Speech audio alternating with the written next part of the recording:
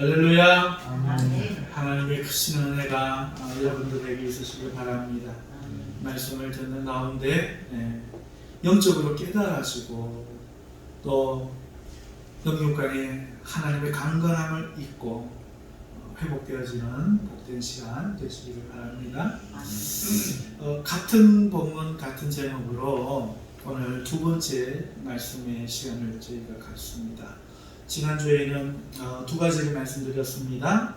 첫째는 원어 성경에는 오직이라는 단어가 없음에도 우리 읽은 성경이 오직 너 하나님의 사람아 라고 번역했다는 그 사실과 또 왜 그러면 그렇게 번역했는가 하는 그 이유를 말씀드렸죠. 그리고 그것을 여러분들에게 밝혀드림으로써 오직이 강조하는 것이 무엇인가, 그것은 하나님의 사랑이란 이 소속됨에 대한 것임을 밝혀드렸는데, 이 사실로 우리는 이것을 알게 되었습니다. 이 땅에서 우리가 옳고 그름에 관해서 때로는 흑백의 개념 적용합니다. 너는 안 돼, 나는 맞아. 이런 흑백의 개념을 적용하지만 그것은 틀렸고, 성경은 한 번도 그런 적이 없고, 성경은 옳고 그름이 아니라 하나님께 속했느냐 아니냐, 이것만 흑백의 개념이 된다는 사실을 이 말씀이 오직이라는 단어가 드러낸다는 사실을 말씀드렸습니다. 예를 들어서 살인은 우리 모두 죄라는 사실을 잘 알고 있습니다만은 하나님은 아브라함에게 자식을 살해하라는 명령을 내리셨어요. 심지어 자기 친아들을 죽이셨어요. 하나님께서는 가나안 정복 때 모든 사람을 말살할 것을 명하셨어요. 이것이 죄라면 하나님은 죄 짓게 하시는 하나님이십니다. 착각하면 안 돼요. 이건 죄가 아닙니다. 이것을 볼 때 살인의 행위 자체가 죄가 아니에요. 살인의 행위가 죄가 되는 것은 하나님이 살해하지 말라 했기 때문에 어기는 것이 불순종이 죄인 거예요. 살인 자체가 되는 게 죄가 아니라 살인하지 말라. 그래서 성경은 불순종이 죄라. 그런데 세상은 항상 마귀는 살인을, 사랑을 선으로, 죄로 둔갑시켜서 하나님 흉내를 내는 겁니다. 그렇지 않습니다? 살인이 죄가 아닙니다. 하나님이 노아 때 다 심판하셨고 앞으로도 심판하실 겁니다. 죄가 아닙니다.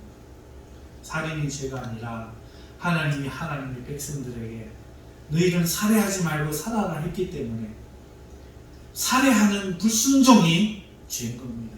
선악과를 따먹지 말라 했는데 따먹었기 때문에 죄인 겁니다. 그러므로 이 죄냐 아니냐, 흑이냐 백이냐 하는 개념은 옳고 그름이 아니라는 겁니다. 하나님께 속했느냐, 하나님께 순종하느냐, 혹은 하나님께 속하지 않았느냐, 불순종하느냐, 이것이 흑백의 개념입니다. 성경이 말하는 흑백, 이것은 악이다, 이것은 선이다 하는 그 개념은 반드시 창세기부터 요한계시록까지 반드시 옳고 그름이 아닙니다. 옳고 그름이 아니고 하나님 안에 있으면 백이고 하나님 밖에 있으면 흑입니다.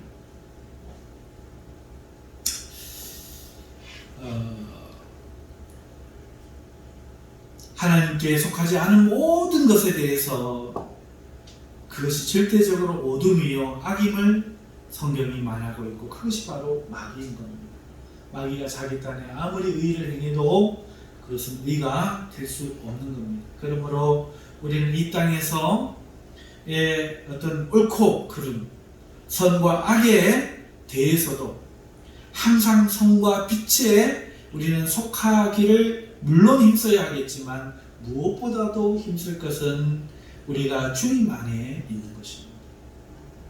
그의 보혈을 믿는 믿음 안에 있는 것, 하나님의 약속을 믿는 진리 안에 거하는 것, 우리에게 주신 예수 그리스도의 이름을 의지하는 믿음 안에 사는 것, 이럴 때 우리는 오직 선에 거하며 주님 안에 있으며 진리에 속하게 됨을 잊지 말아야 하는 것입니다. 그것을 말씀드렸고요. 두 번째는 이것들을 피하라 해서 피해야 할 것이 무엇인지 말씀을 드렸습니다. 그것은 바로 본문 문맥에서 나타나는 것인데, 계속 거론되는 것인데 돈입니다. 하지만 돈 자체가 아니라 돈이 상징하는 소유를 말합니다. 따라서 우리가 피해야 할 것은 지금 가지고 있는 것보다 더 많이 소유하려고 하는 욕심을 피하라는 겁니다. 지금 내가 가진 것이 무엇이든, 내가 쓸만한 것이 얼만큼 있든 그것에 대해서 자족한 줄 알고 하나님께 감사할 수 있는 마음은 하나님께 속한 마음이지만, 하나님이 주신 지위를 떠나고 하나님이 주신 것에 감사하지 못해서 내가 원하는 것을 이루려고 가는 모습, 그것은 바로 하나님을 떠나는 모습, 바로 악이라 하는 것입니다. 그리스도인들은 오늘 삶에 하나님이 허락하신 것들에 먼저 자족하는 마음이 있어야 합니다. 많은 소유를 지니려 욕심을 부리면 믿음은 손상됩니다. 그리고 영혼은 미혹에 이끌리어 낭패를 당하는 것입니다. 그러므로 많거나 적거나 하나님이 모든 것을 아시고 주심을 믿고 가진 것에 감사할 때 하나님께 영광을 돌리는 것입니다. 이런 믿음이 있으시기를 주님의 이름으로 축복합니다. 이 두 가지를 말씀을 드렸고, 이번 주는 하나님께 속해 있는 자가, 그럼 이렇게 하나님께 속해 있는 자가 어떻게 그러면 사는 것이 옳은가 하는 것을 말씀드리겠습니다. 그래서 오늘 본문을 중심으로 말씀을 드리고, 본문 속에서 또 12절의 말씀은 다음 주에 드리겠습니다. 그러면 오늘 11절 중심으로 살펴볼 텐데, 자, 이 하나님께 속해 있어, 하나님을 믿는 믿음 안에, 하나님이 주시는 구원 안에, 하나님이 우리를 향하신 명령 안에서 순종함으로써 하나님께 속해 있으면서 이 세상에 소유를 많이 가지려고 하는 예수님을 광야에서 시험했던 마귀의 그 세 가지 시험을 물리치고 하나님께 속해서 있으려고 하는 자가, 그러면 어떻게 이 땅에서 살아가야 하는가? 이 11절에 보면은 몇 가지가 나오면서 6가지의 항목들이 나오면서 이것들을 따르라 이렇게 명령하고 있습니다. 이것들이 무엇인지 6가지를 우리가 살펴볼 터인데, 그것을 살펴보기 앞서 우리는 먼저 이 문법에서 살펴봐야 할 몇 가지가 있어서 제가 설명을 3가지를 드리려고 합니다. 첫 번째는, 자, 이것들을 따르라 이렇게 말씀한다는 이 말씀 자체가 문법적으로 볼 때 앞에 피하라 하는 말씀과 상반되는 말씀이라는 것을 우리가 먼저 인지해야 돼요. 자, 피하라, 따르라. 이리 따라와, 피하는 거죠. 이리 따라와, 예, 이리 따르는 겁니다. 그죠? 이거는 지금 상반된 행동이지만 같은 종류의 반응인 거죠. 피하거나 따르거나. 그죠? 그래서 앞에 뭐를 피하라? 이것들을 피하라. 그 피하라가 뭐예요? 돈에가 아니에요. 돈이 뭘 상징한다고? 소유. 네가 하나님의 아들이거든 이 돈을 뜻되게 해라. 오늘 당장 직장을 가야 네가 신앙이고 뭐가 있지 않겠느냐? 네가 돈을 벌어야 뭐 하지 않겠느냐? 돈이 뜻되게 해라. 하나님의 아들을 믿는다면 네가 하나님의 사람이라는 의미. 이건 피하라. 사람이 떡으로만 살 것 아니고 마귀를 피하셨어. 먹고 사는 걱정을 왜 내가 하느냐? 하나님 하셔야지. 내가 왜 먹고 사는 걱정을 하느냐? 마귀는 이걸 걱정하라는 거예요. 네가 하나님의 아들이거든 마땅히 그걸 걱정해야 된다. 높은 산에 올라가서 세상 만국의 영광을 보여주며 나에게 절하는 이 모든 것을 주리라. 소유를 막 성전 꼭대기 높은 곳에 올라가서 뛰어내리면 하나님이 천사들을 불러서 성경에 기록된 것처럼 너 발이 상하지 않게 하시고, 그렇게 자기를 따르고 소유를 많이 가지게 한 이 가르침을 피하라. 돈이 그걸 이야기하는 겁니다. 그런데 이걸 못 피하고 있는 사람, 성도가 아닌 것이지요.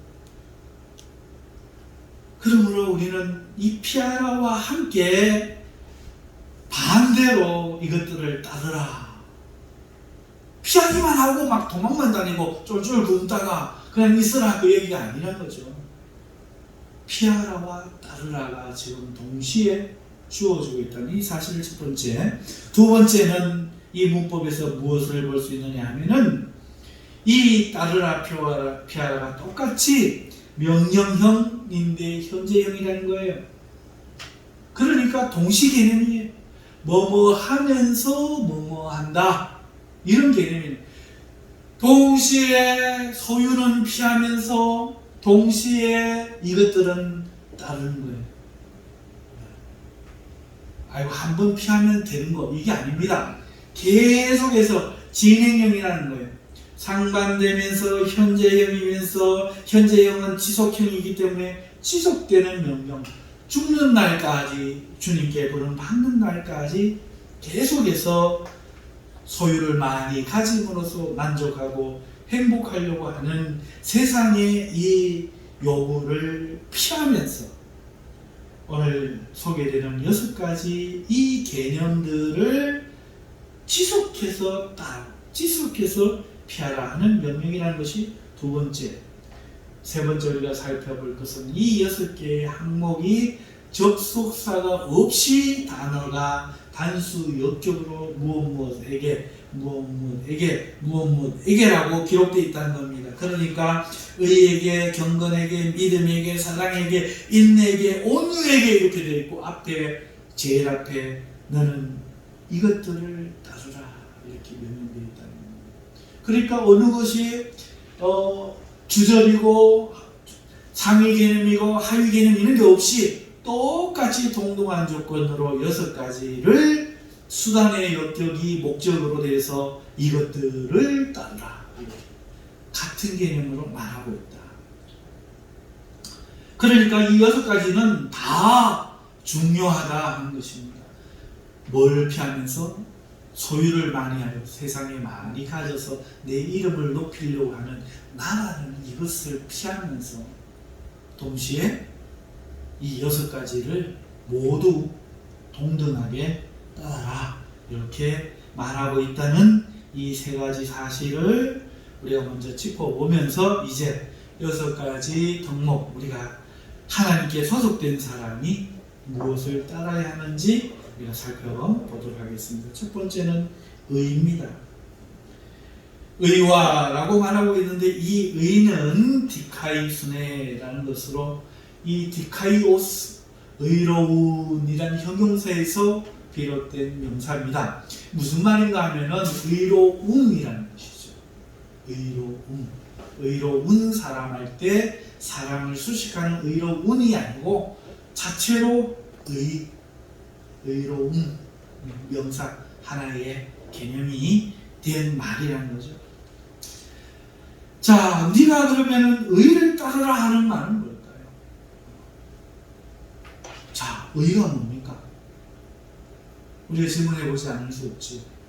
자, 의라고 하는 것은 세상에서 옳다라고 여겨지는 많은 것들도 포함이 될 수 있겠습니다만, 본질적으로 6개가 같은 개념으로 지금 동등한 조건으로 주어진 것을 볼 때에 하위 개념이 아니라 최상위 개념일 것입니다. 이 뒤에 나오는 아가페, 사랑도 최상위 개념이거든요. 경건도 마찬가지입니다. 그러니까 이 의라는 것은 바로 예수 그리스도의 의라는 사실을 알 수 있죠. 유대인들이 따랐던 것은 어떤 의였습니까? 율법을 지킴으로써 의로워지려고 하는 그런 의. 다시 말하면 자기가 성취하는 의. 예수님의 의는 뭡니까? 그럴 자격이 안 되고 실패한 자들에게 믿음으로 거저주시는 하나님이 공급해 주시는 의. 그러므로 의를 따르라는 말은 오직 이 하나님이 공급해 주시는 의를 믿는 믿음에 거하라, 그런 뜻이죠. 자, 두 번째 경건이라는 것은 유세비아라는 단어인데요. 이것은요, 하나님을 두려워하는 신앙을 말합니다. 자, 초대교회에 어떤 이단들이 생겼는가 하니까 이런 이단들이 생겼습니다. 어떤 사람들은 하나님의 지식을 알아야 한다. 어떤 사람들은 뭘 먹으면 안 된다. 결혼을 금해야 된다. 성생활을 금해야 된다. 뭐 어떻게 된다. 막 이런 것들이 생겼어요. 이것들도 이단들이지만 이것들보다 더한 이단들이 생겼는데 그 이단들은 뭐든지 해도 죄가 안 됩니다. 예수 그리스도의 피는 힘이 있다. 능력이 있다. 뭐든지 해도 된다. 뭘 먹어도 상관없고 어떤 계명을 안 지켜도 상관없고 무슨 죄를 지어도 이제는 더는 죄가 되지 않는다. 일부는 맞아요. 이게 더 고상한 범죄예요. 일부는 실제로 그렇습니다. 예수 그리스도를 믿는 사람에게는 무엇을 해도 죄가 되지 않습니다. 이것은 얼마나 교묘한가니까 거의 마귀급이에요. 마귀가 이렇게 이야기했죠. 아담과 하와에게 와서 선악과를 따먹으면 어떻게 된다고요? 눈이 밝아져 하나님처럼 선과 악을 알게 될 줄 하나님이 아십니다. 죽는다는 말을 안 했어요. 너희는 이길 선과 악을 하나님은 알고도 그걸 이길 수 있지만 너희는 선과 악을 아는 순간에 너는 하나님에 의해서 선만 알게 만들어졌지 악을 이길 수 있는 존재는 하나님밖에 없어서 악에게 오히려 지배당하고 먹혀버린다는 사실은 말 안 했어요. 마찬가지로 오늘 우리가 예수 그리스도의 보혈을 믿으면 어떠한 짓을 해도 구원받는다는 것은 사실. 다시 말해서 어떤 죄도 용서받는다는 것은 사실이지만 그러나 성경에 이런 일을 하는 자는 죄사함을 얻지 못하리라 하시느니라 하신 이 말씀 쏙뺐단 말이죠.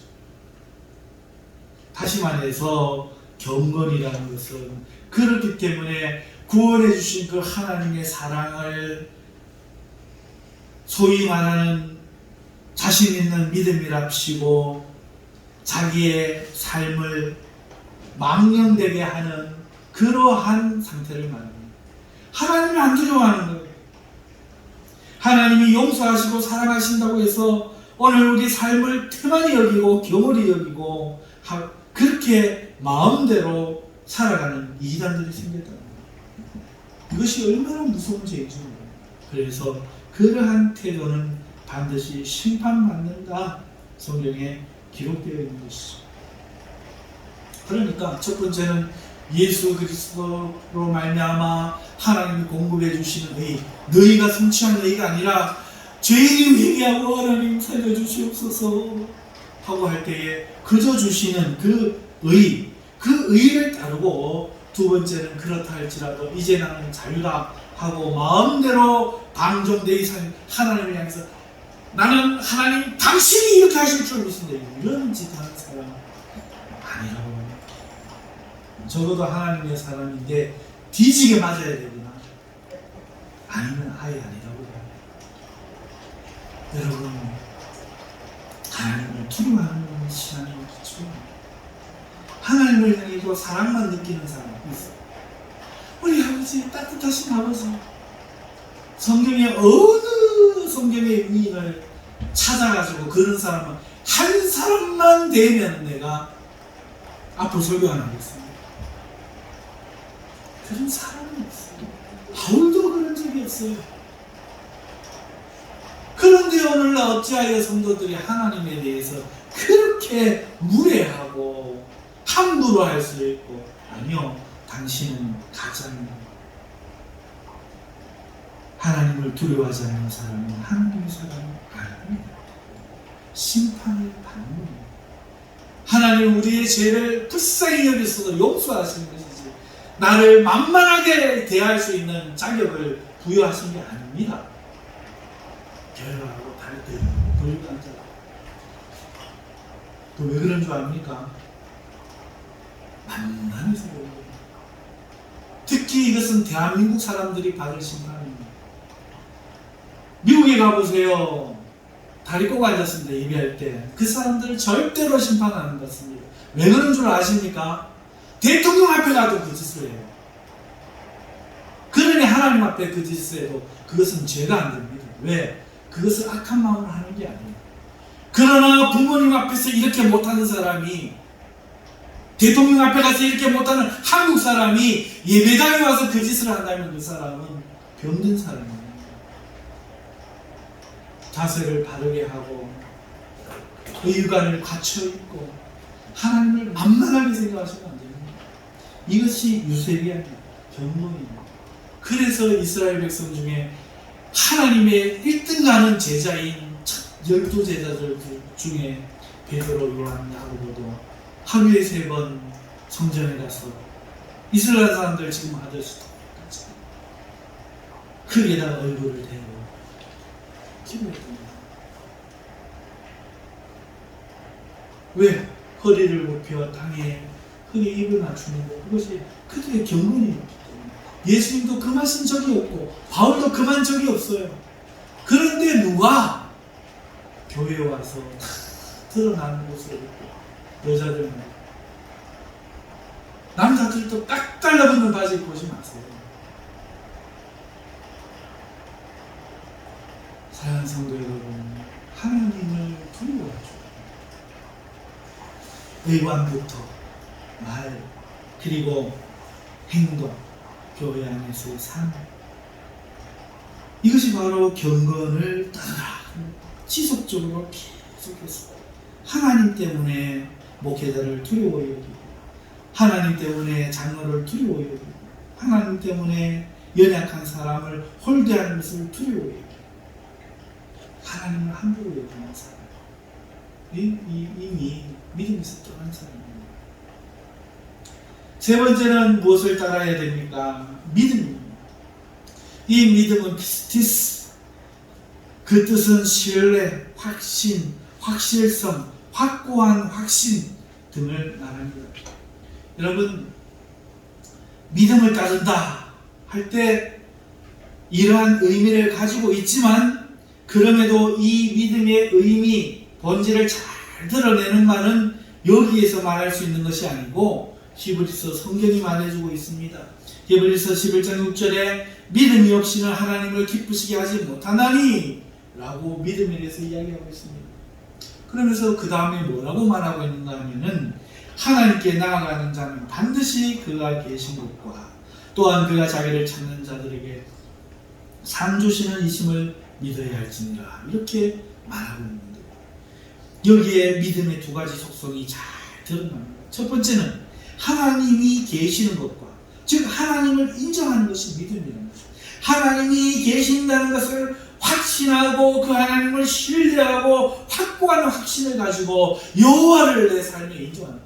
뭘 하는데 하나님께 묻지는 않고 결정해놓고, 하나님 이거 하기로 했습니다, 잘 되게 해주옵소서. 그게 사울이고, 그래서 버린 것 같아요. 다윗은 아예 전쟁이 났는데 가서 싸울까요 말까요? 사울은 우리가 싸우게 됐으니 하나님 승리하겠습니까? 승리 못하겠습니까? 정치 못합니다. 내가 뭔가를 하기로 할 때 하나님 이게 해도 되겠습니까? 안 됐습니까? 다윗처럼 하나님께 여호와를 인정하여 묻는 그 사람, 하나님을 이렇게 보시는 사람입니다. 주를 믿는 자는 다 된다고 했어. 내가 이걸 했으니까 하나님 잘 되게 해주옵소서. 이 사람 정치는 사람입니다. 성경이 분명히 나누고 있습니다. 바르게 알고 바르게 믿어요. 다른 돌로 예배하면 하나님 기뻐하실 것 같죠? 좋습니다. 더 좋은 재료, 더 좋은 불로 제사 지내면 하나님께 영광 될 것 같죠? 바로 불이 나와서 태움을 닿는 거예요. 절대로 하나님에 대한 예배는 내 마음과 우리에게서 나는 것으로 드리는 게 아니라 하나님이 지정해 주신 방법과 하나님의 말씀을 따라 드립니다. 우리 생각이 안 나죠. 그러므로 믿음이라는 것은 내 마음의 감정 상태, 그것이 포함될 수 있을지는 모르겠지만 중요한 것은 그 자체가 아니라는 겁니다. 오직 하나님을 인정하는 것입니다. 하나님이 계신 것과 내 삶에 하나님께 물어보고 하나님 앞에 아니면 아닌 거예요. 해놔놓고 하나님 용서하시겠지. 해는 이걸 통해서도 합력하여 선이 이루겠지. 아니요, 당신은 지금 마귀를 기쁘게 하는 것입니다. 하나님의 자녀라 할 수 있다면 당신은 하나님 마음의 대못을 받고 있는 겁니다. 부모를 힘들게 하는 사춘기 자녀들처럼 가출하여 자기 멋대로 사는 것입니다. 그러므로 오늘 우리는 첫 번째 믿음, 뭐냐? 믿음의 속성은 뭐냐? 여호와를 인정하는 것, 하나님이 계신 것. 두 번째 드러나 있는 것이 무엇입니까? 그가 자기를 찾는 자들에게 상 주심을 믿어야 할지니라. 두 번째는요, 하나님이 선하시며 죄인들을 환대하신다는 얘기입니다. 이 사실을 믿는 겁니다. 하나님이 선하시기 때문에 잘못한 내가 찾아가도 이 영침이 없고 이 철면 피한 것아 네가 어떻게 살았는데 나를 찾아오냐, 이렇게 안 하시는 거예요. 하나님이 선하시다는 거죠. 그리고 자기를 찾아왔는데 하나님은 환대하신다. 이건 이제 믿음의 본질이 뭐냐, 속성이 뭐냐, 바로 이 두 가지입니다. 하나님이 계신 것을 철저하게 인정하고 신뢰하고 확실하게 여기고, 그러니 하나님을 눈밖에 빼놓고 내 생각관념 머릿속에 구조 속에서 하나님을 제껴놓고 살아가는 모든 사람은 하나님의 사람이 아닙니다. 하나님이 계시니 어떻게 살까, 무엇을 하고 살까, 이걸 생각하면서 그 하나님 앞에 내가 아무리 명치가 없고 면목이 없고 부끄러워도 내 문제를 가지고 나아가면 하나님이 선하시기 때문에 환대하시고 좋은 것으로 내게 베풀어 주신다는 이 믿음을 갖는 거예요. 이 두 가지가 믿음, 이것을 따르라, 믿음을 따르라, 이런 뜻입니다. 네 번째, 사랑에 대해서 말하고 있습니다. 말씀을 드렸지만 사랑은 아가페가 있고 필레오가 있고 그 다음에 에로스가 있다고 말씀을 드렸습니다. 오늘 여기에 이 아가페라는 단어가 사용되었어요.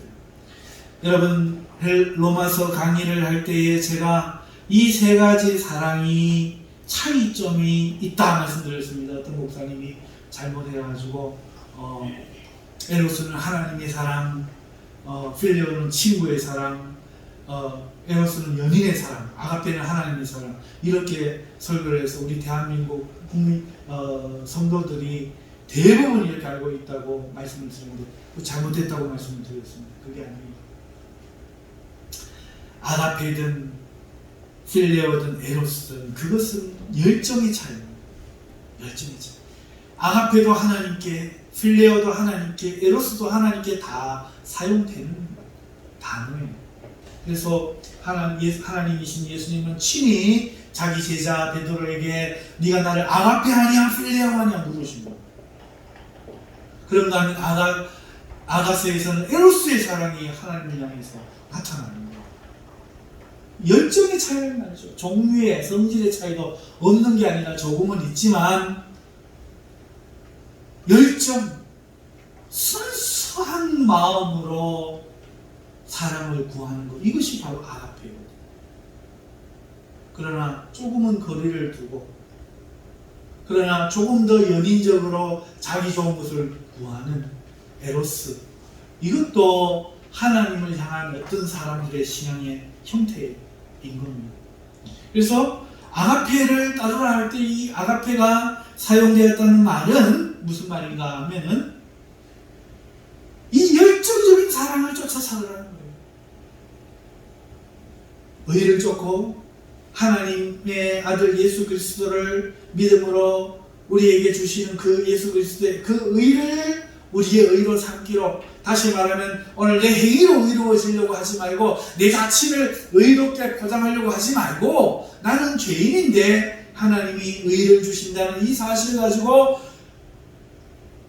나를 의로운 사람으로 포장하지 말고 그 의를 내세우며 예수를 자랑하며 이걸 따르며 살고, 이 하나님을 용서받았다고 경거망동하지 말고 함부로 대하지 말고 이 하나님을 두려워하며 사랑하며 살고, 그리고 오직 믿음으로서 사는데, 이 믿음이라는 것은 하나님이 오늘 우리 삶의 주인이시고 오늘 이 역사의 주인공이시고 통치자이심을 믿고 무엇을 하든지 하나님 안에서 있으며 하나님께 물으며 하나님을 신뢰하며 하나님께 나아갈 때에 부끄럽더라도 그 하나님이 선하시고 자기에게 은혜를 베푸실 그 하나님이심을 믿는 이 믿음을 가지고 이 믿음으로 따르며 이 하나님과 오늘 하나님으로 말미암아 형제된 사람들을 더 열정적으로 본질적으로 사랑하는 것을 따르라, 이런 뜻입니다. 그리고 다섯 번째는 인내가 등장하고 있는데, 인내는 휘포모네라는 단어입니다. 이 뜻은 견고히 선, 확고 부동, 인내라는 뜻도 있고 기대, 기다림의 뜻도 있습니다. 그러니까 이 인내는요, 뭔가를 기대하고 기다리는 거죠. 그리고 견고히 서고 확고부동하게 움직이지 않는 겁니다. 무슨 말입니까? 이것은 지 혼자의 말이 아니라 무미건조하게 그냥 뭐든지 잘 참을 일장 새기면은 사람도 살린다, 뭐 이런 말이 아니고, 이거는 대상이 있는 말입니다. 다시 말해서 하나님에 대한, 하나님의 약속에 대한 인내입니다. 하나님이 우리에게 주신 언약에 대해서, 또 하나님의 사랑에 대해서 오늘 우리는 경고히 있어야 됩니다. 움직이지 말아야 됩니다. 하나님의 사랑을 기대하고 하나님의 약속의 성취를 기대하고 기다리는 곳에서 우리는 움직이지 말고 확고하게 믿음으로 서 있어야 하는, 이것이 인내입니다. 자기 좋은 대로 해석하면 안 됩니다. 마지막으로 온유를 따르라 말씀하고 있습니다. 이 온유는 프라이파디아라는 단어인데요, 온화, 온유, 친절 등의 의미입니다. 이것은 사람에게 대한 겁니다. 모든 사람에게 온화하라는 것이죠. 온유하라는 것입니다. 친절하라는 것입니다. 이 말은 디모데전서 6장 11절 오늘 본절에만 성경에 유일하게 나오는 말입니다. 자, 이상 6가지를 다 하는 거죠. 자, 그러니까 뭐가 차이가 납니까? 이 같은 6가지라도 5가지와 한 개가 뭔가 분류됨을 보일 수 있죠. 하나는 의, 하나는 경건, 또 하나는 믿음, 하나는 사랑, 하나는 인내. 이게 다 누구와 관련되어 있습니까? 하나님. 친절은, 온유는 누구와 관련되어 있습니까? 그렇죠, 사람. 그러니까 이렇게 나누어지는 겁니다. 그죠? 그래서 하나님에게 대한 5가지와 사람에 대한 1가지를 구별하여 말하는 것입니다. 그런가 하면은 고린도전서 13장에 가면은 같은 사도 바울이, 오늘 디모데에게 편지를 썼던 사도 바울이 고린도전서 13장에 가면 사랑에 대해서 말을 하고 있습니다. 사랑은 어떻게 한다고요? 네? 사랑은 오래 참고, 사랑은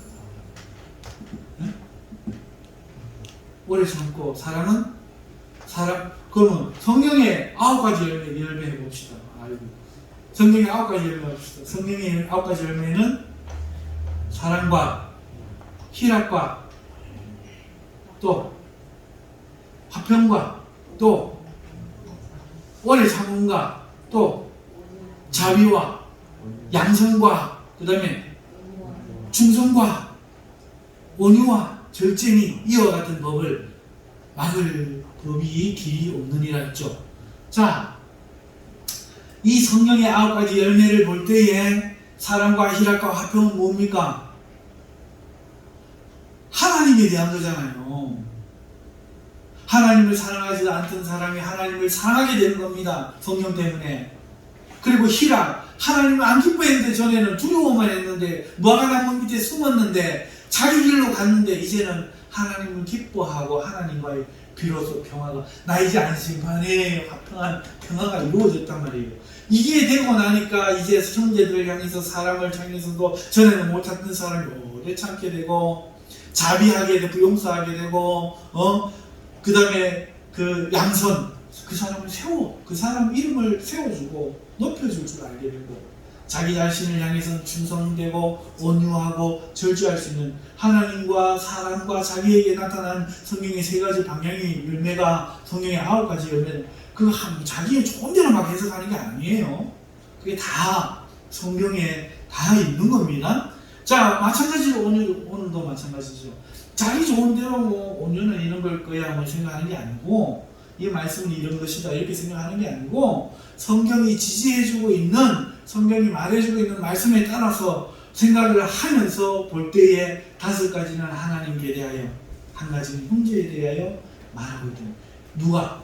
하나님께 속해 있는 사람이 돈의 소유에 마귀의 유혹을 뿌리치고 동시에 피하면서 오늘 뭘 따르냐? 사람을 더 많이 따르면 안 되잖아. 그러니까 하나님께 대하여 의와 또 경건과 또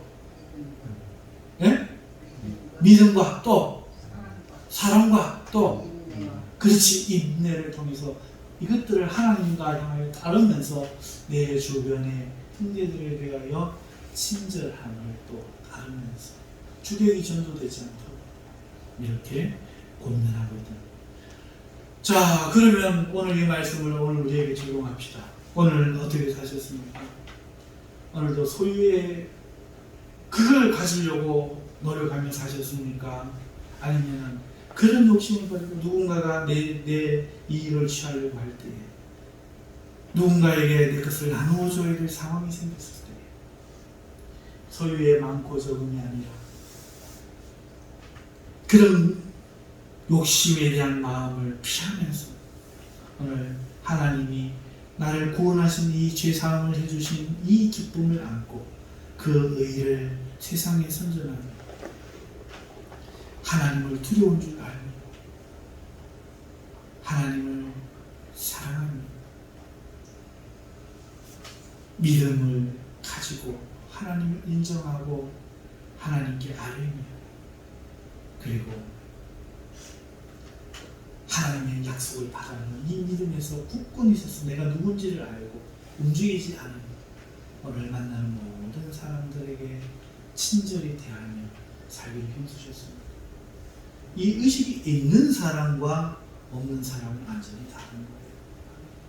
그러므로 믿는 사람이 살아가야 될 모습 이 말씀 잊지 마시고 여러분 이 말씀 꼭 붙이시고 많은 내용이 아니잖아요. 성경의 9가지도 아니야. 꼴랑 6가지.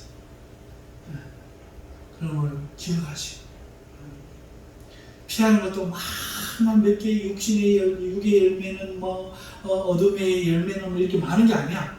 딸랑 소유에 집착하지 마라. 소유를 만회하려고 하지 마라. 이것들을 표현하라. 딸랑 1가지. 굉장히 쉽죠? 자, 이것들을 마음에 붙잡고 사시는 여러분 되시기를 주님을 축원합니다. 다음 주에는 믿음의 선한 싸움을 싸우는 것과 영생을 취하는 것 12절에 나온 이것에 대해 말씀을 전하도록 하겠습니다. 기도하겠습니다.